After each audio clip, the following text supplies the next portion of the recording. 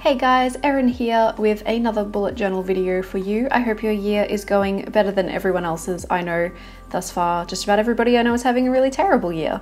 Mine's not going so badly, so hopefully yours isn't either. Let's talk about bullet journaling essentials. This is the most important one right here, a cup of tea.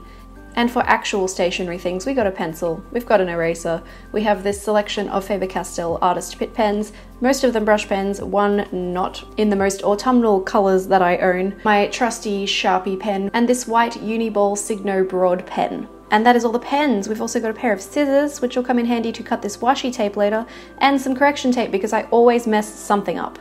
All right, let's do this. One more thing quickly, I do like to light a candle while I'm working on my bullet journal setup for the month, but before I light it, before the glass gets really hot, I'm actually going to use it for a template for my cover page. Thanks, candle. I'll light you now. Good job. So here's a bit of trivia for you. Even though it is the end of March at the time that I'm filming this in Australia, it's still 30 degrees in Brisbane at like 4 in the afternoon, which apparently is about 86 degrees Fahrenheit, which is too hot. That's summer weather, guys, and I'm sick of it. So I'm hoping to encourage autumn with this setup, and hopefully the weather will improve to suit what I want it to be. That's not self-indulgent at all, is it? I'm definitely not a pro at hand lettering yet. I do okay, but I'm a little bit unimaginative. I generally don't know where to start, so I'll quite often Google, in this case, April hand lettering, and just have a look through the Google image search and find an example that I like and use that as my starting point for my setup. So I'm gonna get started on my cover page here. I'm going for something kind of wreathy. It's not actually a wreath, it's kind of just a circle with April inside it and some autumny leaves on the outside of the circle. I watched a few tutorials on YouTube about how to draw autumn leaves and autumn trees, and to be honest, a lot of these shapes are basically the same as what was in my January setup and my 2018 setup, which you can find also on my channel, although that's got a much more spring color palette, so if you're going into spring in your part of the world, that might be a good one to watch. I really don't own that many autumny colors. I'm really like a pink and blue and purple kind of girl, so it was difficult to pick what colors I wanted to use in this setup. So these are the most autumny colors that I have. I'm doing a lot of pink, I'm doing some yellow, that's basically it. I don't have any oranges or reds really that I could work with. That's okay. So I'm drawing some maple leaves, some squiggly leaves, some not squiggly leaves, and some more of those fern kind of things, and just filling those in with my Faber-Castell Artist Pitt brush pens. Really easy stuff here, guys. Nothing groundbreaking. I am not an incredible artist. And I just kept going until it looked really nice and full, basically. Trying to overlap lots of leaves to get a lot of color variation. And then I went in with the black brush pen to pop my April in here. It's not perfect, but it looks all right, and especially from a distance. And then I'm just outlining my circle with the gold Pitt pen. And then I'm just gonna go back in with my fine liner and outline all of these bits. If you're not somebody who wants to spend a lot of time on your bullet journal, you definitely don't have to go to this much effort. And I have definitely done more minimal spreads than this in the past. Not necessarily like filmed them and put them on YouTube, but I have done plenty of very minimal spreads with no leaves whatsoever. But I do find this a really nice therapeutic way to prepare myself mentally for the month coming up and put on a podcast or put on some good tunes. And there we go, the cover page is ready to go. So I'm going to move on to my first double page spread, which is a monthly overview calendar situation. I've been using the same layout for this for a very long time, and I have a little cheat sheet that lives in the back of my Choose to Do Inner Hollow cover right here. Mine is the Inner Beauty pink variety, which I've kind of marked out the things that I draw really regularly in my bullet journal on one of the removable pages from my old Term 1917, and I just keep it tucked in the back so that I can use those measurements for future layouts, which is really handy. And because I'm me and I make a mistake every damn time I do a bullet journal setup, I forgot that I only needed 4 rows of Monday and Tuesday. I didn't need to do like a Wednesday 5th row there, but I did one. And I realized and was like, oh no, what have I done? And then somehow still managed to proceed to put like a colorful circle on it, even though I knew that it wasn't supposed to be there. So don't feel bad if you make mistakes in your bullet journal, because it's pretty normal, honestly. I think a lot of people do. And I wanted to go for kind of a color gradient for my little date dots here. So I just went a light yellow, a kind of warmer yellow, and then a pink.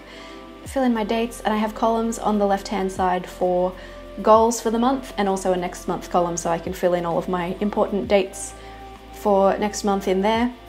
I do find, even though I do have a future log, I don't necessarily always flip back to it. And when I'm booking things in for later in the year, which I'm a wedding photographer, I'm quite often booking things in very far in advance.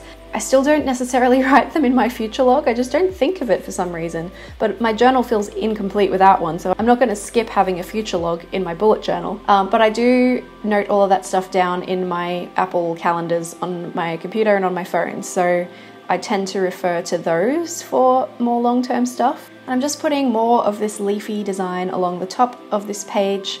Usually I would pop the month name at the top as well, but because April starts on a Monday, which I actually think is very nice and neat and I appreciate that April, I'm actually putting my April hand lettering down the bottom for the title. And I did that in a yellow brush pen first and then went over it just very slightly to the right side so that it kind of looks like a drop shadow without having to kind of outline things. Okay, my next page is always a gratitude log and a habit tracker, and I wanted to try, I've seen on Instagram and Pinterest that people have used the Tombow dual brush pens to pick up some color from another Tombow dual brush pen and then make like this gradient effect. And I wanted to try that, but I don't use Tombows all the time. I prefer the Faber-Castell Pitt brush pens. I just find them easier to letter with for some reason, I guess because they're a little bit firmer. The Tombows are quite soft. So I tested that out. I just scribbled on a bit of plastic here and then picked it up on a different brush by scribbling over the top of it, and it seemed to work really well. I really like the gratitude. I feel like it didn't work as well on the good habits because I used a different yellow, and I think the lighter yellow picked up the color a bit better. And I added a bit more gradient in our downward lines here for my gratitude side. I actually missed an extra line when I was doing that gratitude date situation there. It doesn't really matter. I'll just write an extra line of gratitude for, I think it's the 12th, that's got like 3 lines now.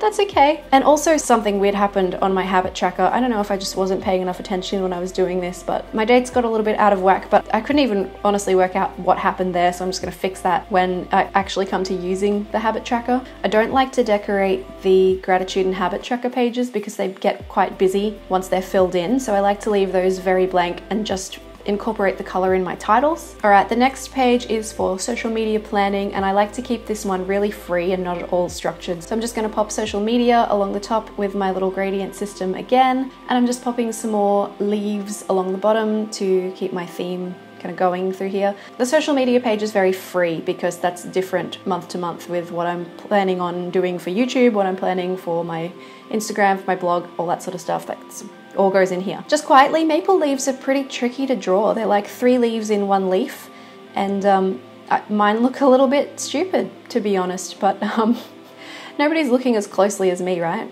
Anyway, we're just gonna go back through what I've done so far and get my eraser in there and get rid of all of my little pencil marks and fill in any spots that I missed, because I do quite often miss bits with my fine liner. And we're just going to get into the first weekly spread. I do usually use the same weekly spread throughout the month. Sometimes I mix it up if I'm not feeling what I used the previous month and I don't really know what I want to do with it. Then I'll do 4 different layouts to try to test things out and work out what I like. But I've been just using a linear layout. Actually, I've had my decoration through the middle of the page, and I've been writing my to-dos and my events for each day, alternating above and below each of those linear middle sections. But I thought I wanted to try something a little bit more organized, but not too much more organized. So I've popped my decoration along the top this time, and I'm doing 3 of my days on the left-hand side because I tend to have more tasks. Monday, Tuesday, Wednesday, and then Thursday, Friday, Saturday, Sunday, I'm out of my office a bit more, so I don't mind smushing them onto 1 page. I don't really know what this decoration is along the top. It's kind of like a branch, but it's got a bunch of different types of leaves growing from it, which is probably not particularly accurate for real plants in the real world, but you know what? I wanted to bring all of those colors in. The maple leaves are too difficult to draw because that was originally what I had in my head, but it was too fiddly and I didn't want to do heaps of those guys, so I just brought my other leaf types in and just grew them all from the 1 vine somehow. Maybe I'm magical, who knows? I forgot to actually capture this part in my last 2 Plan With Me videos, but if you watched my 2019 setup and January Plan With Me video, you might remember I'm using this system where I'm trying to use washi tape as little tabs that stick out from the side of my pages. Having my bullet journal live in this choose to do notebook cover means that the little tabs sticking out are protected. They're not getting knocked around because they're jutting out from the edge of the book like they would be if I didn't have it in a planner cover, so that might not work for you if you don't have a cover on your notebook, but I do, so this is working pretty well for me so far. It's really tricky to get the right angle for the washi tape and like how much I need to measure out and cut so that when I stick it in there and fold it in, there's enough that it's anchored to the page, but enough is still sticking out and it's like on the right angle. So I decided this April looked a little bit too black and dark. So I'm going back in with that white Uniball Signo pen just to lift a little bit of the blackness, and then I'm gonna go over it with my gold Faber-Castell artist pen as well. And that's it for my April setup. This one's actually quite simple and easy, a little bit time consuming because of the detail in the leaves. Here's the final flip through and some bullet journal porn shots for you guys, and just to enjoy while I discuss some other things very briefly. Just in case you're new around here, my name is Erin. I'm actually a photographer. I do put up a plan with me video every month here on my channel, but most of my content is more towards the photography side of things. So if you're interested in cameras or learning to shoot better or any of that good stuff, pop a subscribe down below. And if you're not interested in cameras but you are interested in bullet journal stuff, then you can just ignore those other videos, I guess, and just watch these ones. That's okay too. I don't mind. You do you. If you'd like to find me on the socials, I am on Instagram at Erin Smith Photo, and I do occasionally post some bullet journal stuff there as well as my photography work, just in case you want to check that out. I'm also on Facebook, facebook.com/Erin Smith Photography, and on Twitter at Erin and the Light. I'm on other platforms, but they're the main ones, right? Nobody really goes anywhere else these days. If you liked this design and you want to make something similar, please make sure to tag me in it if you share it somewhere, because I'd really love to see. I think that would be really cool, actually. Thank you so much for giving me some time out of your day. I hope you enjoyed watching, and I will catch you in my next video. Bye guys!